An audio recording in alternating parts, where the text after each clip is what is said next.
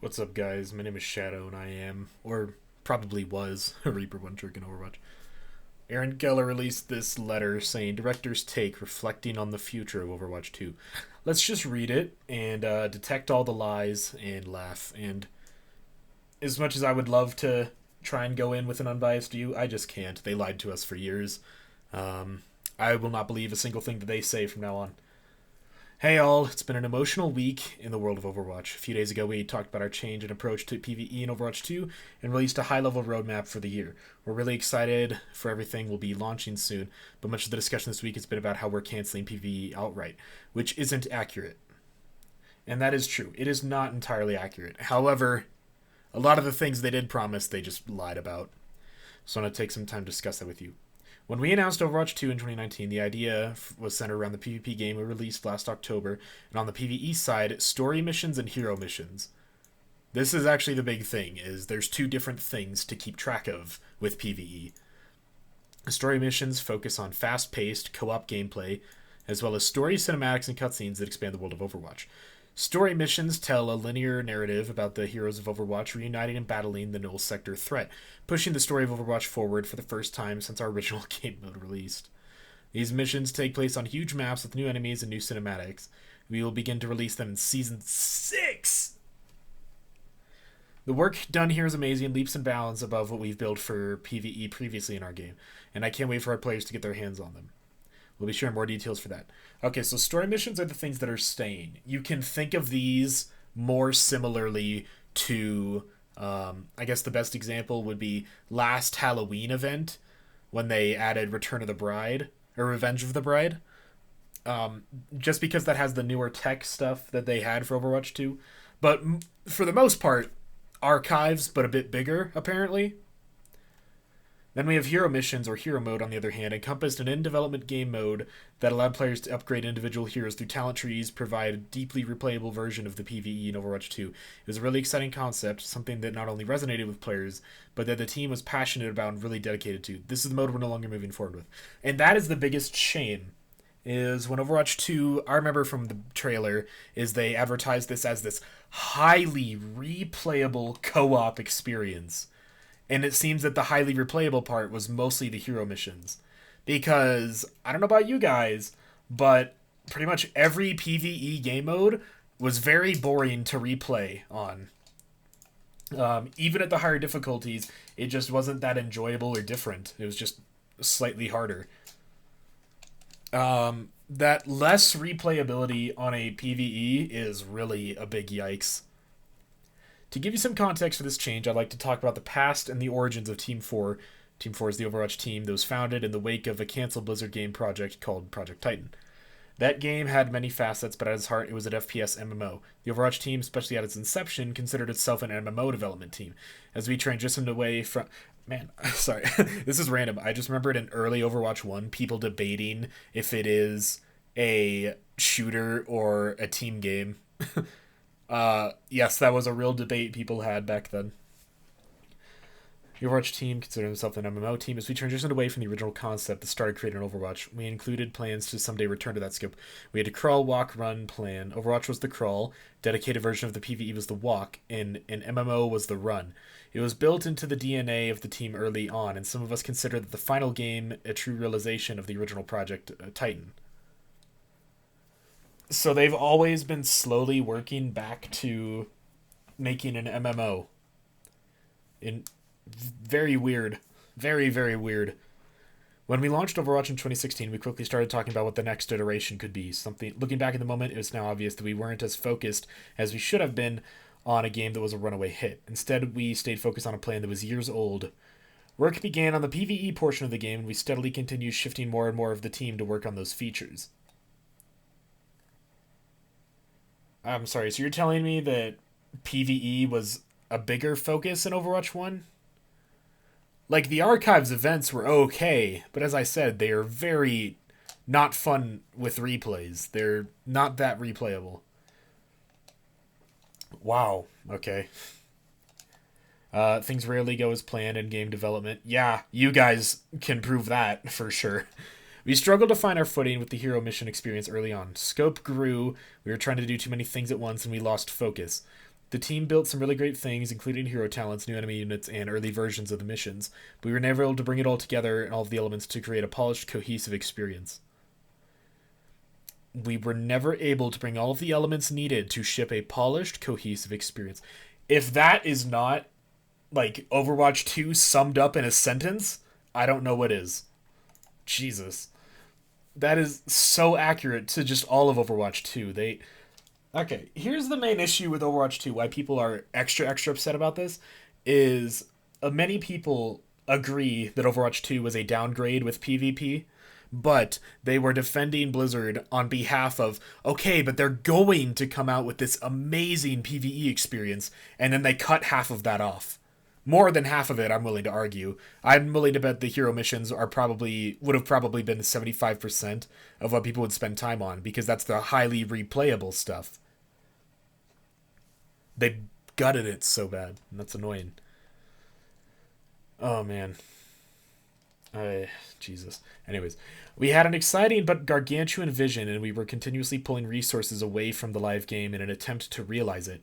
I can't help but look back on our original ambitions for Overwatch and feel like we used the slogan, crawl, walk, run, to continue to march forward the strategy that just wasn't working. Okay, so their excuse is that they've been working on PvE since Overwatch's 1 launch? Like, at least working towards it with some sort of degree. Obviously, the big PvE campaign was announced, like, last 2019, right? Oh my god, they're just so stupid. We had announced something audacious. Our players had high expectations for it, but we no longer felt like we could deliver it. We needed to make an incredibly difficult decision. No, you guys just lied to us for over a year. One we knew would disappoint our players, the team, and everyone looking forward to hero missions. The Overwatch team understands this deeply. This represented years of work and emotional investment. They are wonderful, incredibly talented people and truly have a passion for our game and the work that they do. I'm calling cap. I'm calling cap. Another reason people were mad, not only that it was the downgrade, but that Overwatch 1 was a great game that was, like, finished, basically, and then they just changed it up and ruined it for no other reason than, oh, we have to put more resources towards the PvE. This would be less of an issue if the PvP of Overwatch 2 was still really good, but it has way too many issues. That's the main core here, is that they said they pulled all these resources away from PvP to focus on PvE, and then it turns out that PvE was pretty much a lie this whole time, while PvP suffered anyways. That's why people are upset. Lastly, people have wondered why this announcement came at this time. Did I finish the last paragraph? Yes, I did. Okay. Wasn't sure where... I look away when I start talking about other stuff. After Overwatch 2 had launched, we started refining our plans for the future seasons. As those plans grew... What? As those plans grew... I'm sorry, you mean the one new thing a season that you release other than the skins? You release one new hero every other season, and then one new map every other season, right? And then eventually it's going to be every third season for the heroes. Like, that is not growing. There is barely more content than there was in the Overwatch 1, like, releases. Oh my god. We tried to find ways to make all of our ambitions fit together in a plan that we believed in. We couldn't. Yeah, no shit. And we also knew that we couldn't go back to pulling people away from the live game in service of that original vision again. So we made the difficult decision to cut hero missions and started planning for the future. I guarantee you that the decision to cut hero missions was made before October 4th when Overwatch 2 launched. I will bet so much money on that. From there, we needed to update the vision for the game, gain confidence in our new direction, and roll out the changes to the team. The decision was the start of a long process, not the final piece of it. So yeah, it was a long process. They made this decision before 2 launched. This has been hard for us, but as the director on this project, I have to do my best to make decisions that put the game and the community first. Screw off! Screw off! No. Dude. You guys worked on it for 4 years. 4 years! And then just cut off over half of it. And I would like to apologize for our players on our team. I am sorry. Screw you, Aaron Keller. I'm sorry that you have this job still.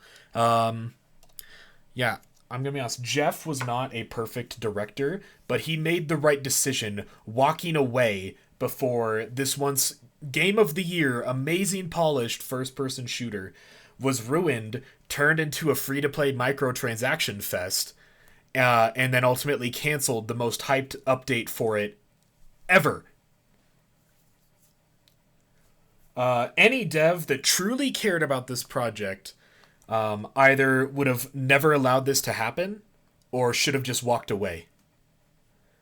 And I know there's the whole argument of the developers versus the Blizzard executives, but I mean, when the matchmaker is garbage, when the skins are overpriced still, and when the quality of the cosmetics has decreased in general, come on. Come on. I mean, no. The devs, I don't... yeah, no. They messed up too much. Way too many times to ever deserve forgiveness. We are focusing our efforts and our passion into making this game an ever-evolving experience. We are still committed to building many of the elements we talked about at BlizzCon 2019. I almost laughed during that sentence. Including the story missions that delve into the next chapter of the Overwatch universe. I will say, at the very least, I don't believe that these are going to be good, but as long as they reveal the story, that's whatever. I was kind of interested in the lore of Overwatch, but I mean, when the gameplay is going to suffer dramatically, and has suffered dramatically, yikes. Including the story missions that delve into the next chapter, new types of co-op content we haven't yet shared, and new stories that we're planning to tell both in and out of game. I mean, if they're making new cinematics, that's one thing we can all get excited for, is... Like, don't get me wrong, they still messed up. But the cinematics for Overwatch have always been great. Really well-produced videos. It's just a shame that the gameplay devs cannot do the same. We're excited about this direction. Can't wait to finally get you the experience we've been building. Overwatch was born from the ashes of Project Titan. It was a moment of metamorphosis for the team and the project, and something beautiful came out of it. This was another moment of screw off. And the future of Overwatch will be born out of it. Oh my god. He's trying so hard to pass this up as like a positive change. No, you are cutting content and have been cutting resources for the past 4 years. Like, there is a chance the resources are going to come back and actually make the game good. But no one believes that they're going to do that because they lied for the past 4 years. I don't believe that. I believe that they have realized we can get away with this crappy content trickle that we're releasing. We're going to continue doing that instead of actually making good quality updates. We're going to keep releasing garbage once a season.